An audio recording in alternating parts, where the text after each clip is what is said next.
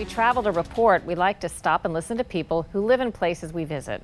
In Southeast Asia a few months back, we heard from a group of Americans who are living and working in Singapore to get their views from the other side of the world. You know, I'm sure you're well aware of the security concerns and the increased worries about terrorism in the United States since you've been here. How do you reflect upon that, living in a place that, for the moment at least, is much safer in those terms, I think? The government here has had a campaign over the past 9 months or so, very clearly stating it's not a matter of when, not a matter of if, but when there would be some sort of a terrorist attack. They claim to have foiled a couple of terrorist attacks last October, and they've talked to people about that. I think the bigger issue is we all know that there's a lot of kind of silent and soft security around Singapore, so I think we feel very safe. They always have their ears on. They always have people watching, even though you may not see police walking around the streets. Are you, Kat, finding it disconcerting to start coming across warnings that terrorism perhaps is coming? There are things happening around us all the time, and we know that. I travel a lot to Indonesia. Malaysia's right here.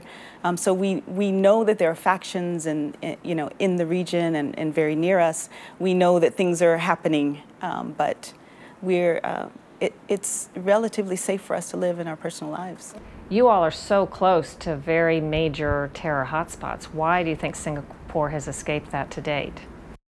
A couple of reasons. First of all, there have been some Singaporeans who have gone to Syria or who were planning to go to Syria to fight with IS there, and they've captured them, they've jailed them. So the government is very, very cognizant of what's happening. Explain to me how Americans are treated in terms of taxes living overseas compared to other nationalities.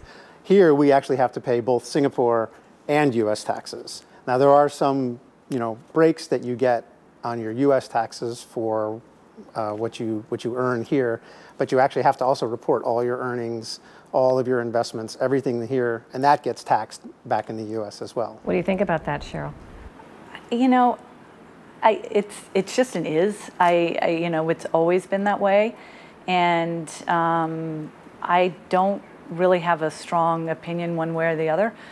There is advantages that I still take by having family and a home still in the U.S., and so obviously I firmly believe I should be paying for that in some fashion.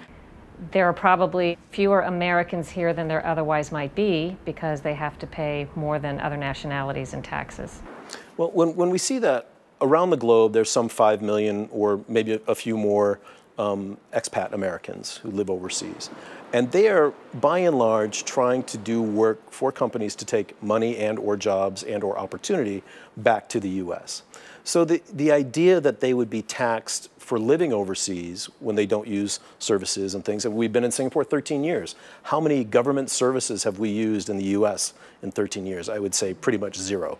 Sharyl, what is your impression of how America is viewed here by people who aren't Americans? I've actually had a lot more interesting political conversations than I had when I was living in the U.S. Only because you've got so many people from so many different nationalities that have gone through their own different types of elections. They are curious, in my opinion. They're curious to know what Americans are thinking.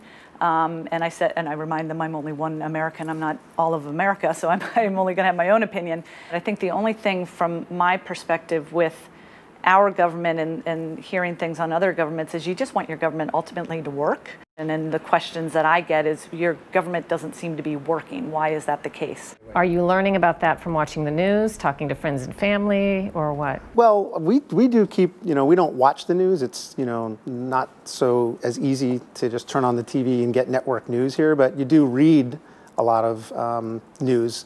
I think that the challenge is that you have to read a lot of different things to get the different perspectives. Do you believe what you read? Because that's another issue in the United States right now, whether the media is telling the whole story. Well, I think that's the thing. Staying informed is a matter of reading lots of different sources and then making up your own mind. I mean, you have to use, an educated perspective to sort of think about, does this make sense? Does it actually ring true? Is it real? When you look at the campaign season, or just really the last 8 or 10 years, if you like, how have you felt about being far from home while all of these discussions are taking place? In that sense, although I feel connected in a way, I feel like I can't possibly understand exactly what they're going through.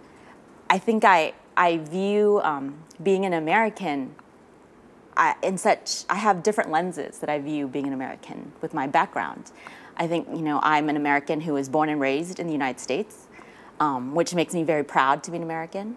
I am an American whose family is an immigrant family, and not only that, they are a refugee family.